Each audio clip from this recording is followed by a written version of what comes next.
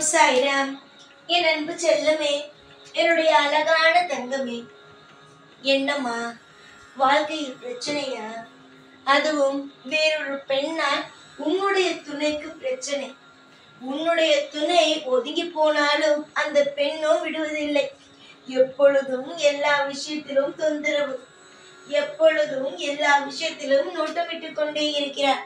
உன்னுடைய வாழ்க்கையை பிரிக்கத்தான், உன்னை கஷ்டப்படுத்தத்தான் அந்த பெண்ணோ இந்த விஷயத்தை எல்லாம் செய்கிறார். என்ன விஷயம்?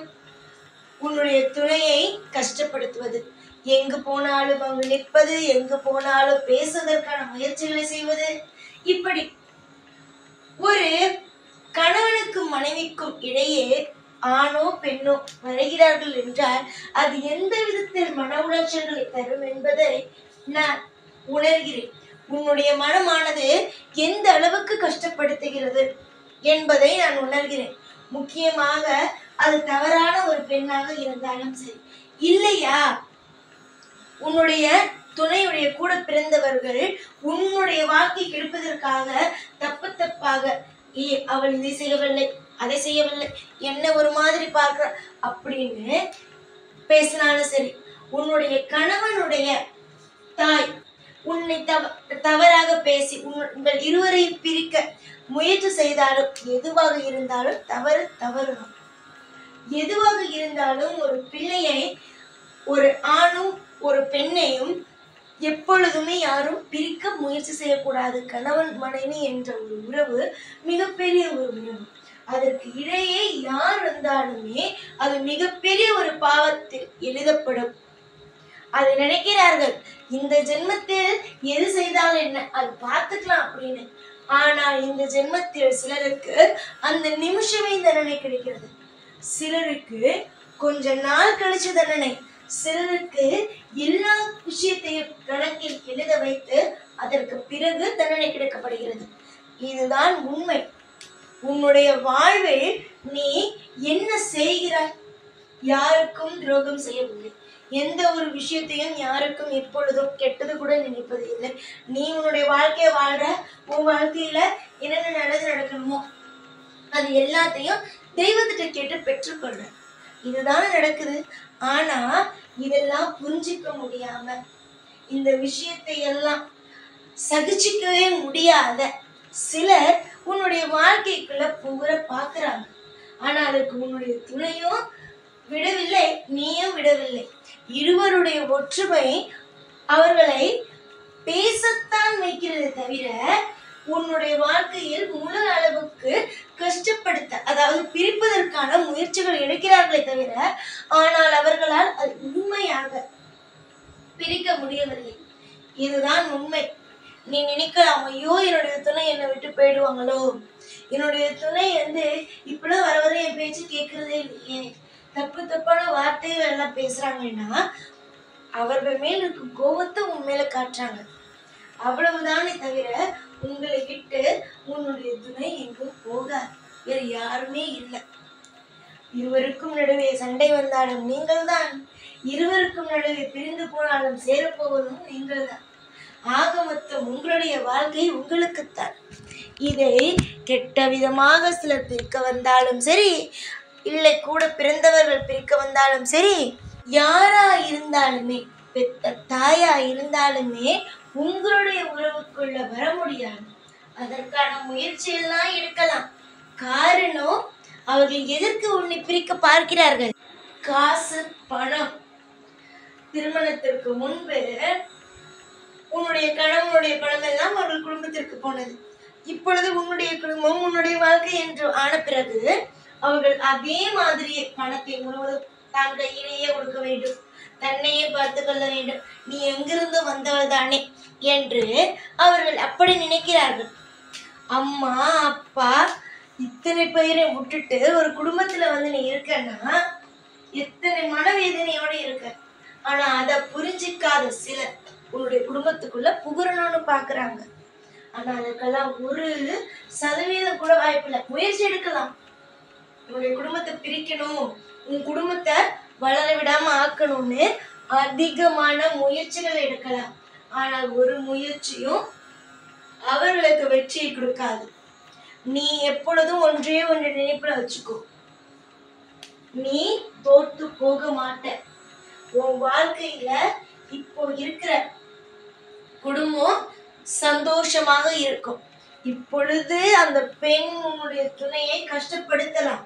நீ நினைக்கிற பத்தியா அந்த பெண் தான் உன்னுடைய வாழ்க்கை துணைக்கு மிகப்பெரிய ஒரு பாரத்தையே கொடுக்கிறார்.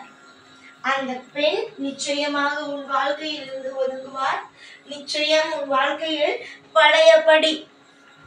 பழையபடி அற்புதமும் அதிசயமும் நடக்கும். இதுல எந்த ஒரு சிறிய அளவுக்கு கூட ஒரு பிரச்சனையுமே வராது. ஆரம்ப காலம் எல்லாமே பயமாக தான் இருக்கும்.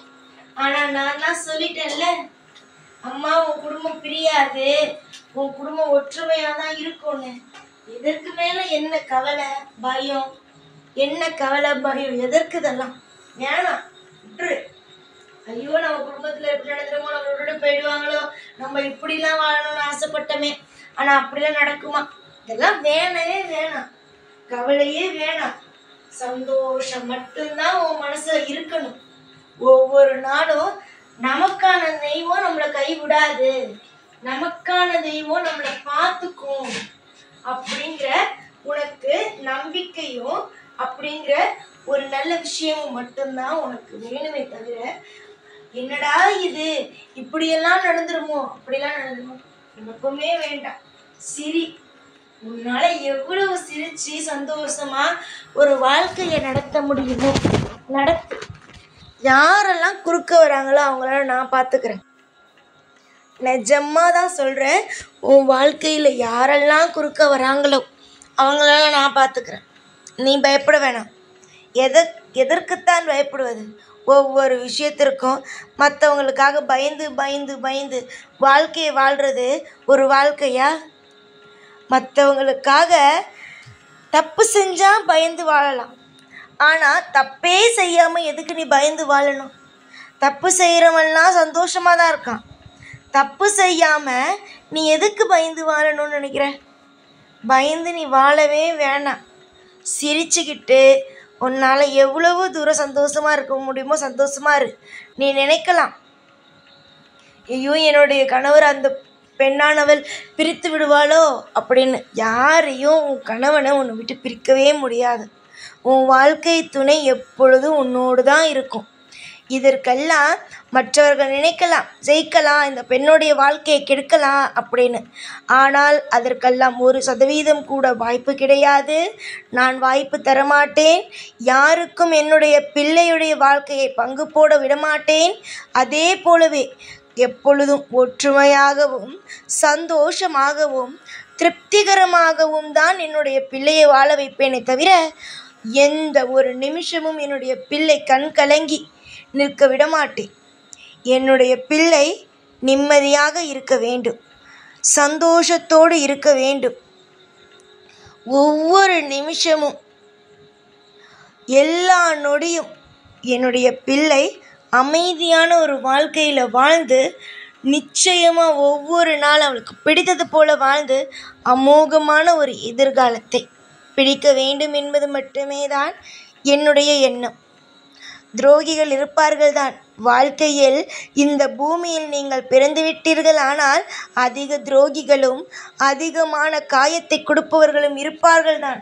அனைவரையுமே நசுக்கி தூக்கி எறிவது போல எறிந்துவிட்டு நீ ஓடினால்தான் உன்னால் ஓட முடியுமே தவிர, மற்றபடி ஐயோ என்ன அவங்க இப்படி சொல்லிட்டாங்களே அப்படி சொல்லிட்டாங்களேன்னு நினச்சா உன்னால் ஒரு நிமிஷம் கூட அடுத்த அடி உன்னால் எடுத்து வைக்க முடியாது.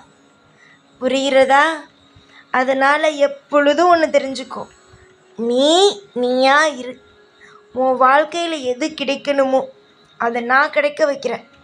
உன் வாழ்க்கையை விட்டு எந்த ஒரு விஷயமும் போகாது, எந்த ஒரு விஷயத்தையும் போகவும் நான் விடவும் மாட்டேன். நம்பிக்கை மட்டுமே தான் வாழ்க்கையில் மிகப்பெரிய ஒரு துணை. மனிதர்கள் எல்லாம் துணை என்று நினைக்கிறீர்கள். மனிதர்கள் எல்லாம் துணை அல்ல. மனிதரிடம் போய் ஏதாவது ஒரு விஷயம் என் வாழ்க்கையில் இப்படி நடக்கிறது என்றால் பயமுறுத்துவதற்தான் செய்வான்.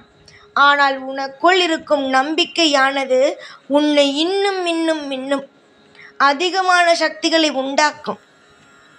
அதனால் எல்லா நாளும் எப்பொழுதும் நிம்மதியாக இருங்கள். மனதில் நம்பிக்கையோடு இருங்கள். நம்பிக்கையை ஒரு நாளும் துளைத்துவிட்டு அழுது கொண்டு புலம்பிக் கொண்டு நிற்காதீர்கள். அது வீண் வீண் வீண். சரியா? புரிகிறதா? நான் என்ன சொல்கிறேன் என்பது புரிந்து கொண்டு தெரிந்து கொண்டு ஒவ்வொரு நிமிஷமும் அற்புதமாக நடந்து கொள். யார் எது வேண்டுமானாலும் பேசினாலும் காதில் வாங்காமல் உன்னுடைய வாழ்க்கைக்காக ஓடிக்கொண்டே இரு. உன்னுடைய வாழ்க்கையில் இருக்கும் ஒவ்வொன்றுக்கும் இனி நானே பொறுப்பு. எல்லா நாளும் எப்பொழுதும் உன் கூடவே இருந்து வாழ வைப்பேன். இதில் சந்தேகம் வேண்டாம். சிரித்து கொண்டு இருங்கள். சிறப்பான ஒரு வாழ்க்கை அமையும். எப்பொழுதும் உன் கூடவே இருப்பேன். இந்த சாய்நாள். ஓம் சாய்ராம்.